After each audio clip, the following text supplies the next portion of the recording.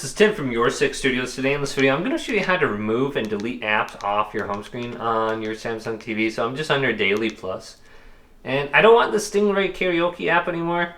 You only get 6 months with it. So I'm just going to hold down the middle dial button on it.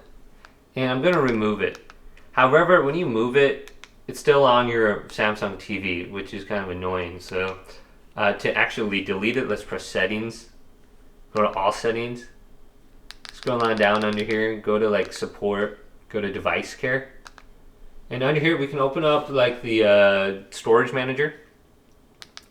Manage Storage. And wait for this thing to load.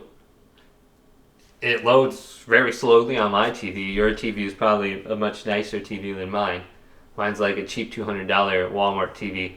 But it's 55 inches and it works great. I love it. Very value efficient here. So this should load. And within like 20 seconds here, okay, we're good. Then we just need to go over the app, find it wherever it is, Smart Karaoke, select it.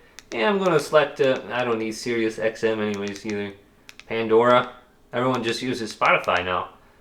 Volleyball games, I don't know what that is. I don't need really any of these like other ones. Samsung TV Plus or whatever it's called is great. So I'm just going to delete these. Now they're going to be removed. I can enter in my PIN. So there we go, they're gone. Hopefully this video did indeed help you out. Leave it a big thumbs up and subscribe to my channel down below for more tech videos coming up next on Newer Samsung Studios.